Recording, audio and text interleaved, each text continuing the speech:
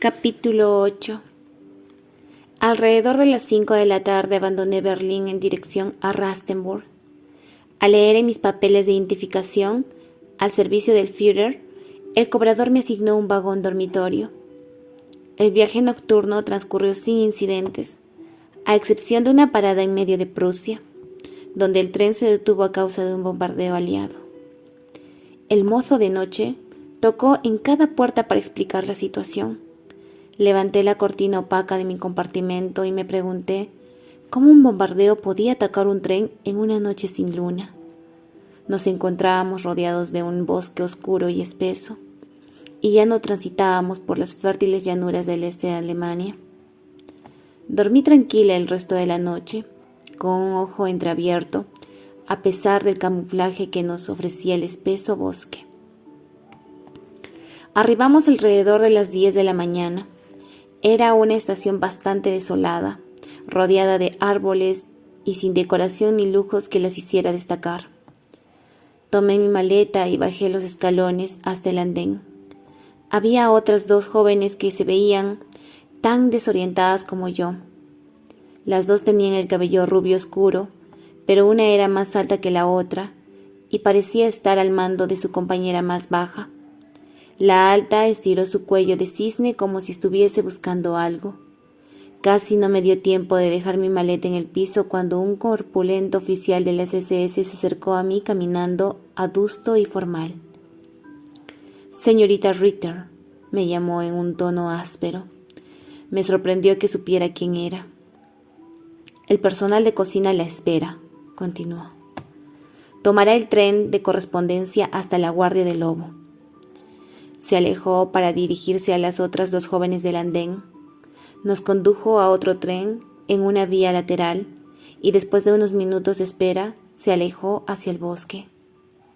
Me presenté con las mujeres que estaban sentadas frente a mí, ya que en ese tren las bancas corrían a cada lado del vagón. La más alta se llamaba Mina y la más baja Else. Eran las nuevas catadoras de Berlín, elegidas bajo el cargo por la jefa de cocina y las SS, con la aprobación adicional de Hitler. Mina se reclinó en el asiento, forrado con un tejido fuerte, con un aire de autoridad, y se alisó la falda con las manos. Le brillaban los labios a causa de un labial rojo intenso y sus cejas estaban delineadas con unas marcadas líneas oscuras, un estilo notablemente más drástico que el que utilizaba la mayoría de las mujeres. Su boca carnosa transmitía crueldad. Representaría un problema. Era el tipo de mujer que se colgaría de cada palabra que proviniera del Reich y que estaría más que dispuesta a morir al servicio del Führer. Por el contrario, Else era más bonita y tenía los ojos redondos, una boca pequeña y un carácter tímido. Lo hiciera de manera deliberada o no, consideraba que Mina era su guía. Entendí que Else seguiría a cualquiera que tomara decisiones por ella. Era una candidata perfecta para el puesto de catadora. Si la Gestapo le pidiera que tragara veneno, lo más probable era que lo hiciera. «¿Y cómo es él?», me preguntó Mina con una mirada de superioridad. No quise consentirla. «Me hacen esa misma pregunta miles de veces. Tendrás suerte si lo ves siquiera. Y ni te imagines que alguna vez conversarás con él». «Claro que hablaré con él», afirmó Mina con una mirada furiosa. «De hecho, estoy segura de que llegaré a conocerlo muy bien». Cruzó una de sus bien torneadas piernas sobre la otra. No tenía idea de la relación que existía entre Eva Braun y Hitler. Quise reírme, pero sentí que revelaría demasiado. En lugar de eso, yo misma me recliné en mi asiento y traté de disfrutar del panorama boscoso mientras pasaban las oscuras manchas verdes de pinos, abedules y robles. «¿Sientes miedo cuando haces la salva?», preguntó Else. Aunque llevaba trabajando solo unos cuantos meses, al menos podía superarla sin experiencia. «Es un trabajo peligroso. Al principio me sentí muy nerviosa. Nunca sabes qué comida será la última». Él se tragó y se me quedó viendo fijamente. Mina se rió y después hizo una mueca de sarcasmo. «No seas tonta, Else», la regañó. «De ahora en adelante llevarás una vida de encanto. Tendrás las mejores habitaciones y estarás a salvo de cualquier peligro. Comerás los mejores alimentos y no tendrás que temer que estén envenenados en absoluto, porque ¿quién se atrevería a levantar la mano en contra del líder del Tercer Reich? Podrás disfrutar de la compañía del propio Führer. ¿Qué mujer querría más? Viviremos como unas reinas, mientras el resto de Alemania defiende a nuestra patria. Si la Wehrmacht sucumbe, estaremos bajo la protección misma del Führer. Como diría María Antonieta, que el pueblo alemán coma pasteles.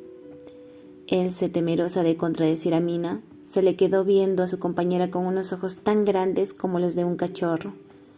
Yo sentí que ardía un fuego en mi interior y me dieron ganas de abofetear a esa mujer arrogante para que adquiriera algo de sensatez. Pero no podía traicionar mis sentimientos de ninguna forma. Tenía preocupaciones más importantes. Karl, mis padres y el sempiterno espectro de la muerte, como para preocuparme de una necia arrogante consumida por su orgullo y su estupidez. Nuestro viaje terminó pronto en una pequeña estación oculta en el bosque. El gordo oficial de las SS que nos llevó al tren apareció frente a la puerta y nos pidió que bajáramos. Me paré sobre el andén. Sabía que estábamos en uno de los cuarteles generales del Führer, pero no se veía ningún edificio. Había otro tren en una vía secundaria cercana. La estación estaba rodeada de un soto atestado de árboles y arbustos. Los insectos volaban alrededor de nuestras cabezas, en el aire frío y húmedo. El oficial nos condujo por un camino arbolado donde empezaron a aparecer pequeños búnkeres y cobertizos ocultos por la vegetación. En pocos minutos llegamos a un puesto de control donde un joven guardia le pidió una contraseña al oficial de las SS. Después estudió nuestros papeles y nos ordenó que dejáramos nuestras maletas en el piso y diéramos una vuelta completa frente a él. Lo hicimos y pareció satisfecho. Supongo que estaba en busca de cualquier irregularidad en nuestra ropa, donde podíamos ocultar algún arma. Escudriñó nuestros bolsos y maletas. Confiando en que no llevábamos armamento alguno, nos entregó un pequeño pasaporte para la guardia del lobo y nos indicó que debíamos llevarlo con nosotras en todo momento. Después pasamos por un acceso en la reja electrificada. A través del bosque seguimos al oficial de las SS hasta que llegamos a una sección en la que los búnkeres eran más visibles. Estas bajas construcciones fortificadas se extendían hacia el interior del bosque hasta donde alcanzaba la vista. Las redes del camuflaje lo cubrían todo, una protección contra ataques aéreos. En el campamento también habían algunas edificaciones hechas de madera y concreto que parecían salas de reunión sin ventanas. Por fin llegamos a un edificio desagradable. Tenía unas ventanas pequeñas en la fachada que estaba sellada por un pesado portón de hierro. Y a pesar de que el exterior no invitaba a entrar, el interior hacía pensar en una escena cálida del infierno. Mis pulmones respiraron el cálido y húmedo aire del reducido espacio. Sentí como si respirara a través de una toalla mojada. El oficial nos condujo por un pasillo estrecho que me recordó a las fotografías que vi del interior de los barcos de vapor. Abrió otro portón y a cada lado apareció una serie de pequeñas puertas de madera. La última habitación del lado derecho era la nuestra. Accionó un interruptor, un solo foco cubierto por una pantalla de metal verde. Proyectó un parche triangular de luz sobre el piso. 4 camas, 2 a cada lado del cuarto, se encontraban colocadas contra las paredes. Había un pasillo junto a cada una de ellas. El alojamiento hacía que mi habitación en el Berghof parecería un palacio. Apenas había espacio suficiente para las camas y mucho menos para nosotros. No había ventanas. Respiré profundamente y luché contra la sensación de claustrofobia que me empezaba a rodear por todos lados. ¿Esta es nuestra habitación?, le preguntó Mina al oficial de las SS con evidente disgusto. De nuevo, quise reírme, ahora que la primera de sus ilusiones caía por tierra. Las condiciones de vida distaban mucho de lo que Mina le describió a Else como las mejores habitaciones. El oficial la miró con enojo. «Tienes suerte de estar aquí. Si sabe lo que le conviene, no debería quejarse. Tras hacer esa advertencia se marchó. Inspeccioné el cuarto, a excepción de las camas. 4 pequeños catres cubiertos con cobijas grises. Y de los casilleros, la habitación estaba vacía. Una de las camas ya estaba apartada. Las sábanas estaban acomodadas con precisión y había un bolso de cuero en el centro del catre. El aire circulaba con fuerza a través de un conducto localizado en el techo de la habitación. Esta molesta característica mecánica era lo que nos mantenía vivas debajo de capas de concreto y tierra. Él se arrojó su maleta al piso y empezó a llorar. «Ya cállate», le ordenó Mina. «Llorar no te servirá de nada». «No puedo vivir aquí», replicó Else. «Nadie nos dijo que nos alojaríamos en un lugar así.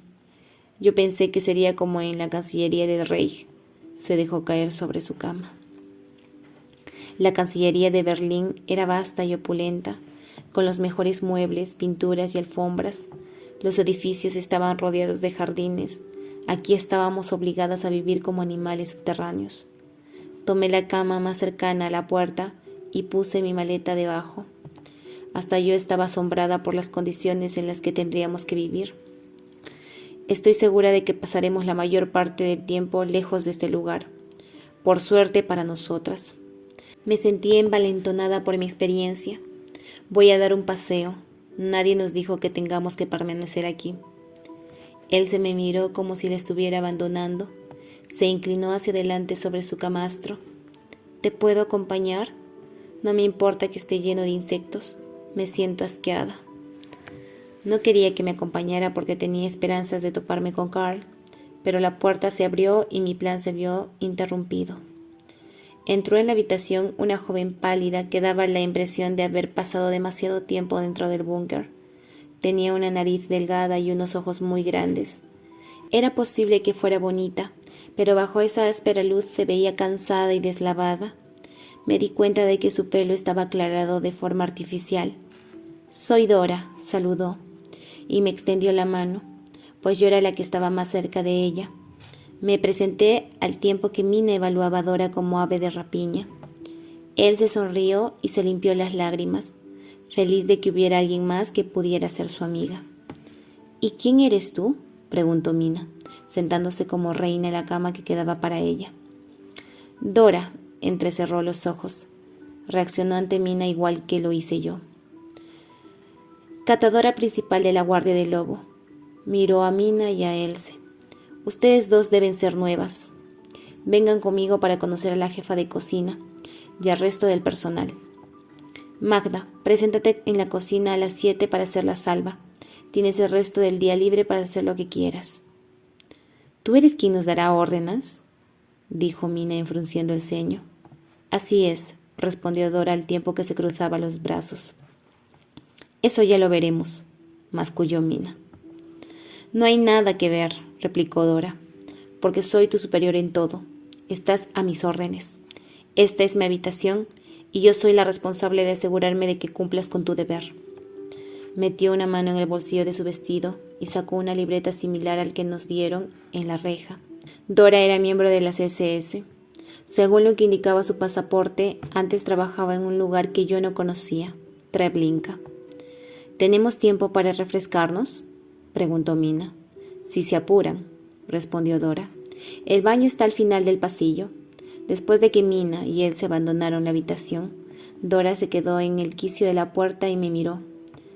«De modo que tengo al menos a una liosa con la que batallar.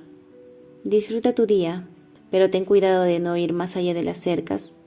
Hay 3 perímetros que rodean las instalaciones y guardias con perros apostados cada 30 metros. Te pedirán tus papeles». Pasó un dedo por sus labios. «Hay minas terrestres alrededor de la guardia. Ten cuidado. Cualquier descuido podría costarte la vida». Me estudió como si me estuviese interrogando. Le regresé la mirada. «Heil Hitler», exclamó. Cerró la puerta y me dejó a solas. Les di tiempo más que suficiente para que salieran. Al parecer, aquella residencia era solo para mujeres. Encontré un baño con regaderas no lejos de nuestra puerta y una oficina con una pequeña biblioteca junto a la entrada. Esta última tenía ventanas que daban al exterior. La vista estaba limitada por el bosque, pero las ventanas tenían mosquitero y estaban abiertas. No pasaba ni un poco de brisa a través del mosquitero. Me senté sobre una de las cómodas sillas de la biblioteca y reflexioné acerca de mi destino. Se formaron unas perlas de sudor en mi rostro y brazos con el calor del final de la mañana. A pesar de que el sol no podía entrar de manera directa a causa del mosquitero y de los numerosos árboles. Era como si una luz verde y mortecina cayera sobre todo. Solo se escuchaba el zumbido de los mosquitos y moscas que se posaban sobre la red que protegía las ventanas. Con todo, imaginé que dormir ahí sería mejor que en mi estrecha habitación. Me levanté de la silla y empecé a examinar los libros que había en los estantes. La mayoría trataba de historia y mitología alemana. Había otros relacionados con ciencias. Me pregunté si pertenecían a Hitler o si alguien más los colocó ahí. En particular me llamó la atención uno de los títulos, El origen de las especies, de Charles Darwin. En mi mente flotaron recuerdos vagos de mis días de escuela. No recordaba gran cosa acerca de lo que trataba el libro, de modo que lo abrí y miré la portadilla. Tenía un sello en tinta negra en el que aparecía el águila nazi, además de las palabras «Para las mujeres de la Guardia del Lobo de parte del Führer». Debajo, Hitler firmó con su nombre. Coloqué el libro de vuelta en el estante y abandoné la habitación. Avancé con rapidez por el camino fuera del edificio, agitando las manos para alejar a las moscas que zumbaban a mi alrededor. Era difícil disfrutar del exterior con tantos insectos. Aterrizaban sobre mis brazos, mi rostro y cualquier parte expuesta de mi piel, hasta casi cubrirme por completo. El aroma húmedo del bosque flotaba en el aire. Parada ahí, insegura de qué dirección tomar, me quedó claro de por qué Hitler eligió aquel sitio en particular como cuartel general en el este. A diferencia de la majestuosidad del Berghof, la Guardia del Lobo era un pántano en un área dejada de la mano de Dios. Ningún enemigo del Reich podría llegar hasta aquí sin librar una batalla encarnizada en terreno inhóspito, si es que llegaban a encontrarlo. Eran casi las 11 de la mañana y mi estómago empezó a rugir. Ingerí 2 pequeñas comidas en el tren, pero habían pasado horas desde la última vez en que había tomado bebida o alimento. Me dirigí al este y evité la cerca que rodeaba nuestra área en el bosque, el perímetro interno al que se refirió Dora. Mientras de la RCD, una de las fuerzas de seguridad de las SS, estaban apostados en los puntos de seguridad que había a lo largo de la cerca. Muchos oficiales superiores de las SS caminaban por el sendero, pero no vi a ninguna mujer. Me detuve en un punto de seguridad y le pedí al guardia que me indicara dónde se encontraba el comedor. Me pidió mis papeles y, satisfecho de que perteneciera al complejo, me indicó cómo llegar hasta allí, a varios cientos de metros de distancia. Caminé frente a varias edificaciones antes de llegar al sitio, construido en concreto y piedras, y de baja altura, aunque no era un búnker. Tenía ventanas similares a las de nuestro dormitorio, pero su interior era más agradable. Había grandes mesas con sillas alineadas en 3 filas rectas. La enorme cocina en la parte superior hervía de actividad. Un asistente abrió las puertas dobles, lo que me ofreció una vista de las relucientes estufas y enseres de cocina que había en su interior. Mina y Else no estaban por ningún lugar, pero reconocí a uno de los hombres, un cocinero del Berghof. Sobre una mesa de servicio había fruta y avena, de modo que me serví y las cubrí con leche y miel. Los hombres y mujeres de la Guardia del Lobo, al igual que el personal de la residencia alpina de Hitler, estaban bien alimentados. Me senté a solas en una de las mesas largas, pues el desayuno ya había finalizado para la mayoría del personal. Estaba disfrutando de mi comida cuando alguien me tocó el hombro. Era Carl. Quise levantarme de un brinco y darle un beso, pero su mano presionaba mi hombro con fuerza. «No sonríes ni actúas de manera amistosa conmigo». Su voz era seria y controlada. Tomé otra cucharada de avena y mantuve la mirada hacia el frente mientras que él permaneció detrás de mí. «También es un gusto verlo de nuevo, capitán. Por favor, Magda, no hagas bromas. La situación es mucho más peligrosa de lo que puedes imaginar. Veme hoy a las 10 de la noche junto al cine y te lo explicaré. Dora es nuestra supervisora. Parece muy estricta. Después de un breve silencio, Carl suspiró y dijo: Ah, ya se conocieron. Dile que vas al cine y que estarás de vuelta en cuanto termine la función. Asentí y volteé para verlo por un segundo mientras abandonaba la habitación. Terminé de comer, llevé mis platos de vuelta a la mesa de servicio y me alejé del comedor. Caminé de vuelta al dormitorio, pero no pude forzarme a entrar en la habitación. Me senté en la biblioteca vacía y pensé acerca de las palabras de mi padre sobre el hecho de que Alemania se estaba mermando gracias a las acciones de Hitler.